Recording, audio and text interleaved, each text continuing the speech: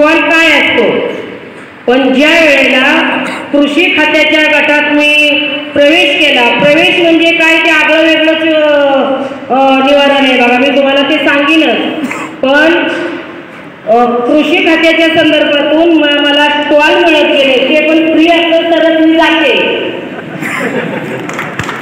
आज तुम्ही स्टॉल धारकांनो विचार करा, किती स्टॉलची प्रगती झाली मला सांगू शकाल का? झाले का प्रगती? तर हा स्टॉल जर बाहेर कुठं असता तर आपली प्रगती होऊ शकली असती. तरी असू द्या, काय असतं फ्री आहे म्हणून काही, तर मी स्टॉलच्या माध्यमातून कृषी खात्याच्या माध्यमातून मी मंत्रालयापर्यंत स्टॉलला पोहोचलेली आहे. तुम्हाला वाटेल का मी मंत्रालयापर्यंत गेले यशवंतराव चव्हाण सेंटरला, आणि तुम्हाला कृषी खात्याचं महत्त्व जर सांगितलं, आता इथं वाई भागात माझं श्रेय मी कुणाला देऊ शकते? सचिन नेवशे साहेब, त्यांनी मला ह्या स्टॉल बुक केला आणि मला सांगितलं आजीबाई तुम्ही इथं यायचं आहे. मी मेळ्यावरनं महाते गावात आले, इथं येणं सोपं नाही, आणि कृषी खात्याच्या संदर्भात जर सांगायचं म्हटलं तर माझं सगळं श्रेय नितीन जांभळे साहेब यांना मी देते, कारण त्यांच्या सहकार्यानं त्यांच्या माध्यमातून मी स्टॉलला जाऊ शकले.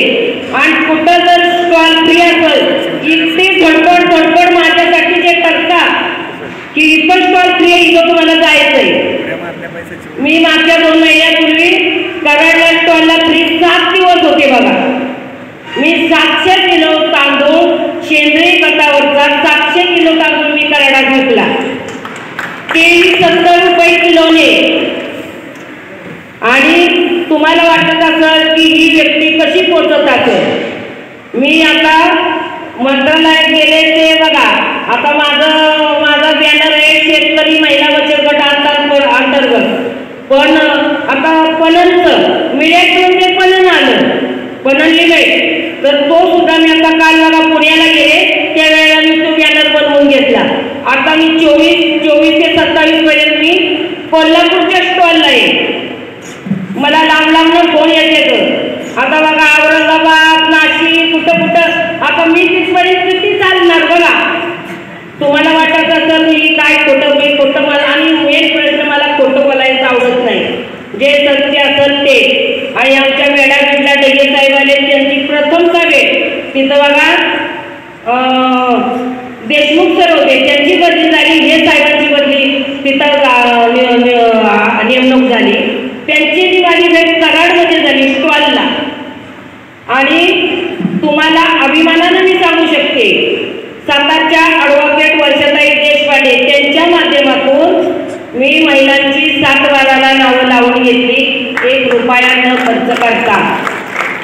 इथं माझ्या महिला भगिनी बसतात, कुणाच्या नावे 7 वारा आहे का त्यांनी हातवर करा. पुरुषाच्या नावे 7 वारा आहे, आणि कृषी खात्याला गट जोडले जातात.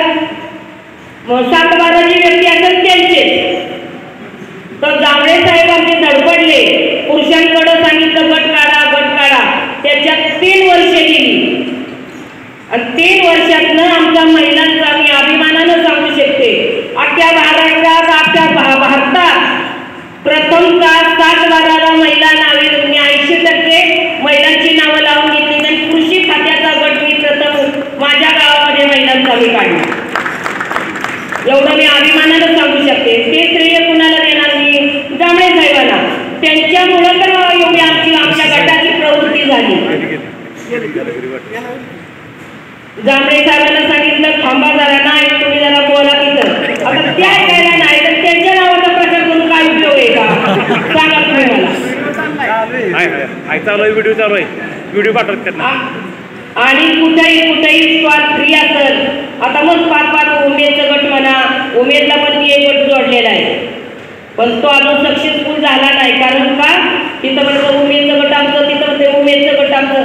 पण मी अभिमानानं सांगितलंही उमेदच्या सरांना सांगितलंही की तुम्ही उमेदच्या गटाला काय देताय? भांडवल देताय, पैसे देताय वाटून घेण्यापुरतं, आम्ही कृषी खात्यातून सक्षम आहोत, आम्ही स्वतः कष्ट करतो आणि स्वतः स्टॉलला जातो, हे मी त्या साहेबांना अक्षरशः सांगितलं.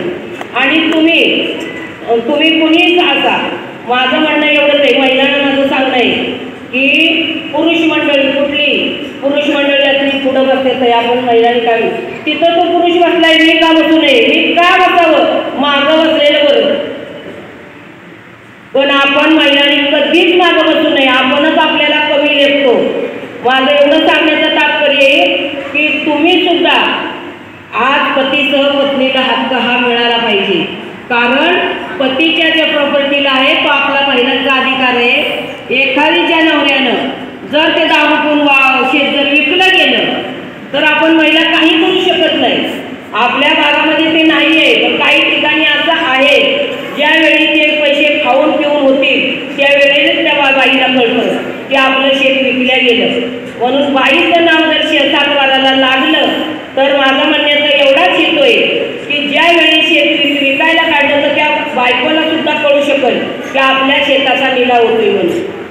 आज आपली खाणारी तोंड वाढतात पण शेती वाढत नाही. आणि मी कुठेही गेले तरी आमचं सुस्ता जांभळे साहेब अगदी आवडून, कोण कार्यकर्ते असतील कोण अधिकारी असतील त्यांना सांगता आमच्या मॅडमला एक दिवस 1-2 शब्दाचं भाषण करू द्या. भाषणाचं मला भाषणाचा सवय, पण माझे आपल्या मनामध्ये जे आहे ते कुणापर्यंत तरी पोचलं पाहिजे. आज मी मस्त टेम्पोवरून आणला असता, पण मी माझ्या नातवाला संधी घेतला, थोडंसं प्रोडक्ट 2 आयटम पण मी पर्यंत आणली. का तर मी जे काय करते, मी व्यवसाय कशाचा करते तो जनतेपर्यंत पोचला पाहिजे.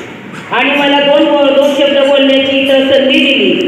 मी या अधिकाऱ्यांचं आभार मानते. जय हिंद, जय महाराष्ट्र.